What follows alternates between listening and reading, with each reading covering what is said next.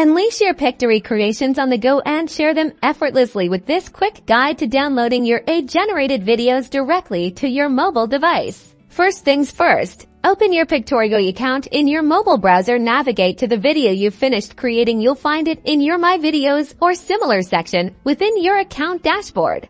Once you've located your masterpiece, tap on the Process Video or Export button. This action will initiate the rendering process if it hasn't already completed. After processing, you'll be presented with your export options for mobile compatibility. It's generally best to select the MP4 file format. You'll also have choices for video resolution. A standard HD resolution like 720p or 1080p will work perfectly for most mobile viewing and sharing.